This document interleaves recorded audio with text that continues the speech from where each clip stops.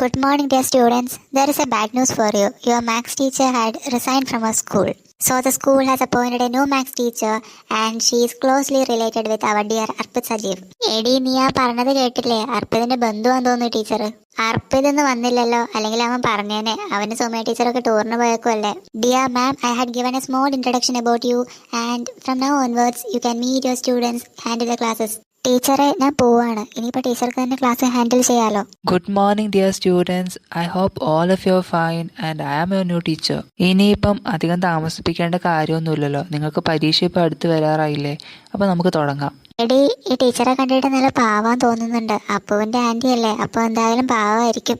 നീ എന്തിനാണ് എന്റെ മുഖത്ത് നോക്കിയിരിക്കുന്നത്? ടീച്ചർ ക്ലാസ് എടുക്കുന്ന ശ്രദ്ധിക്ക്, വെറുതെ എന്റെ മുഖം നോക്കിയിരിക്കാതെ. Dear students, please listen to the class, otherwise you won't get anything. ഇപ്പോഴത്തെ കുട്ടികൾക്കൊന്നും ഒരു സീരിയസ്നെസ്സും ഇല്ല. പണ്ടത്തെ കുട്ടികളാണെങ്കിലോ പഠിക്കുകയും ചെയ്യുമായിരുന്നു, ക്ലാസ്സിലും വരുമായിരുന്നു. ഇപ്പോൾ ആണെങ്കിലോ ഒന്നും ക്ലാസ്സിൽ വരില്ല. ടീച്ചറെ ഒന്ന് ഇങ്ങോട്ട് വരാവോ? അർപ്പിതിന്റെ പേരൻസിനെ വിളിക്കാൻ വേണ്ടിയിട്ടാ.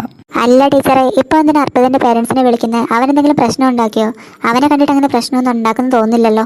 അർപ്പിത് സജീവ് കഴിഞ്ഞ ഒരാഴ്ചയായിട്ട് ക്ലാസ്സിൽ വന്നിട്ടേ ഇല്ല. ഇതുവരെ എന്നോട് റീസൺ പറഞ്ഞിട്ടുമില്ല. ഇതെന്താ ഇങ്ങനെ? ടീച്ചറോട് വിളിച്ച് പറയണമെന്ന് അവർക്ക് അറിയില്ലേ?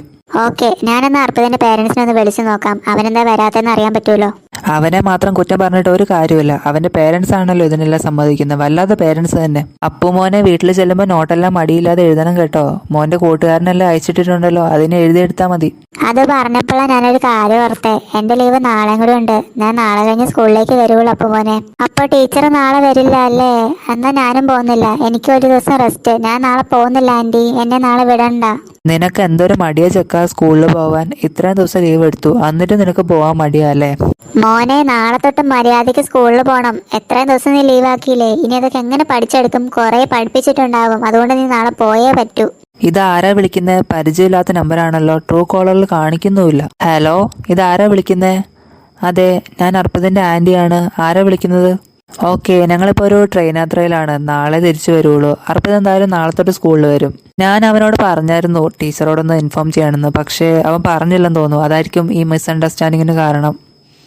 ഇപ്പോൾ എങ്ങനെയുണ്ട് മോനെ? ഞാൻ പറഞ്ഞതല്ലേ നാളെ തൊട്ട് പോകണമെന്ന്. ഇപ്പോൾ ടീച്ചർ വിളിച്ചില്ല. ഇനിയിപ്പോൾ പോവാതിരിക്കാൻ പറ്റുമോ?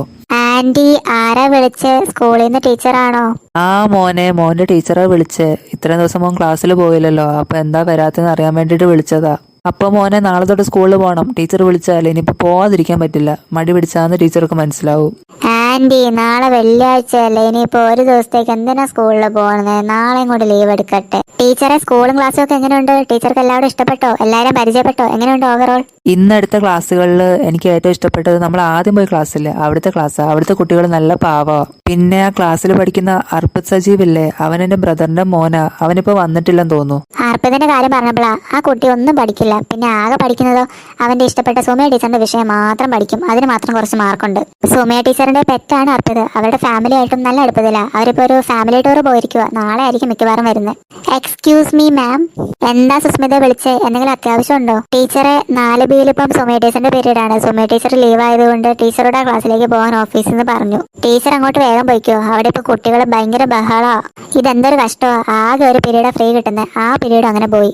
ടീച്ചർ പോയില്ലായിരുന്നെങ്കിൽ കുറെ കാര്യങ്ങൾ ചോദിച്ചറിയായിരുന്നു. അപ്പോൾ ഒരു കാര്യം എന്തായാലും ഉറപ്പായി. അർപ്പിത് വലിയ പഠിത്തമൊന്നുമില്ല. രാവിലെ സഞ്ചിയും തൂക്കി ഇറങ്ങിക്കോളും. എൻ്റെ അനിയൻ സജീവന്റെ പൈസ കളയാൻ വേണ്ടിയിട്ട്. ആ ചെറുക്കന്റെ നടത്തം ഭാവമൊക്കെ കണ്ടെത്തൊന്നും വലിയ പഠിത്തക്കാരനാന്ന്. ഇപ്പം അല്ല മനസ്സിലായി ഒന്നുമല്ലെന്ന്.